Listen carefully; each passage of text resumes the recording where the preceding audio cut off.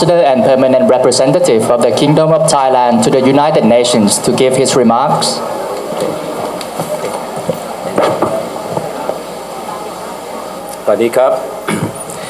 Excellencies, distinguished guests, ladies and gentlemen, it is a distinct honor for me, together with Senior Colonel Ogrop Amashakun,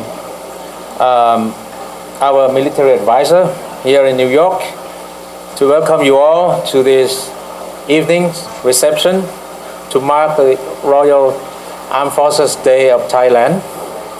As you know, that Royal Armed Forces Day is the 18th of January, but for many reasons, and I think it is fitting to host this reception this week, where we have delegates from many countries for the C-34. So again, welcome. This Royal Thai Armed Forces Day provides an opportunity for us to honor and salute the bravery and sacrifice of our military. Known among the Thais represent the defense of the nation. The Thai military has played a vital role in defending the sovereignty and territorial integrity of our country. They have been at the forefront of safeguarding peace and security for the Thai nation for centuries. Today is also an opportunity to recognize the unique role that the Thai military has played in protecting not only the Thai people, but also those struggling for peace and for better livelihood abroad. I am referring here to our peacekeeping missions, our participation in the United Nations efforts to keep peace around the world.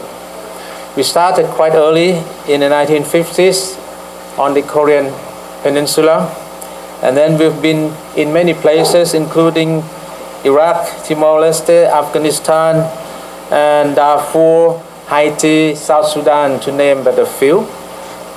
And you will have remarked from the video that the Royal Thai Armed Forces has one commandment, that is the development commandment. I think this is a unique feature. I know of few armed forces in the world that has this, and it's been more than half a century that this development commandment has been working for development of the country.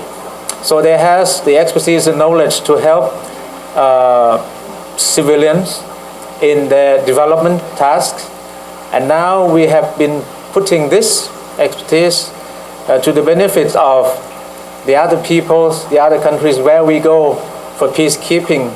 That is why our exit strategy from peacekeeping, apart from trying to establish rule of law where we have been working, our strategy of exit is also to ensure that when we leave, the local people will be able to help themselves and will be able to achieve and maintain sustainable development.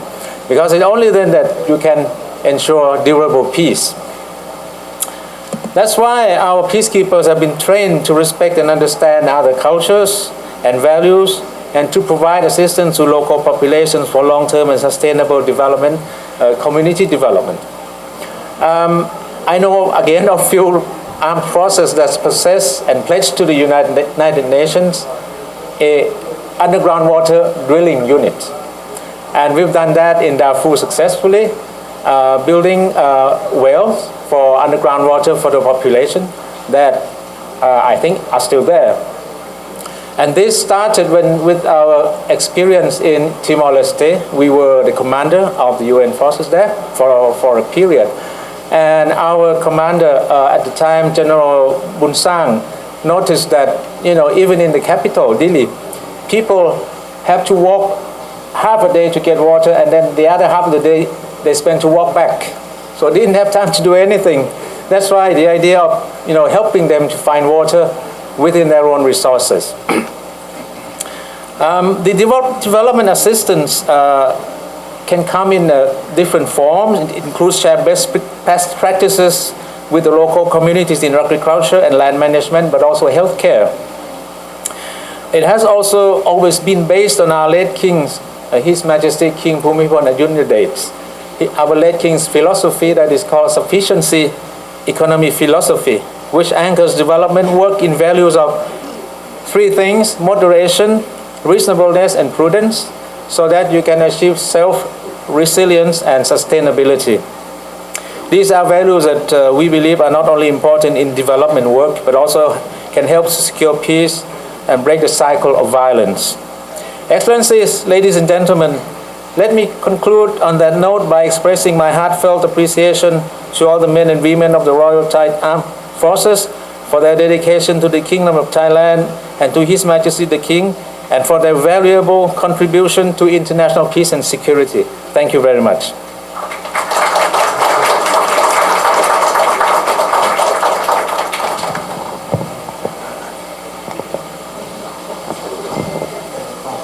May I now invite His Excellency Ambassador Virashai to lead a toast to the Royal Thai Armed Forces.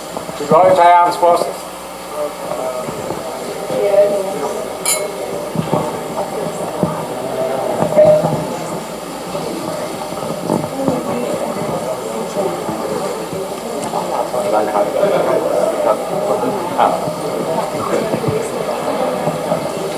May I next invite Senior Colonel Orkrop Amarashikun to give his remarks. Excellencies, ladies and gentlemen, since I will end my tour of duties in this coming end of March, I would like to thank you all for your hospitality, for your cooperation, and for your friendship here. For me, living here for 3 years is such a wonderful in my life, in our families, and we feel lucky to be here. But one more thing, since I have to go back, I would like to tell you that one more thing, that I more appreciate that I will have a chance to go back to pay respect to our late King Bhumibol Adulyadej. Maybe those of my foreign friends maybe have a curious why the Thai people love the King, our late King Bhumibol, that much. I will have something to show you why we love him that much.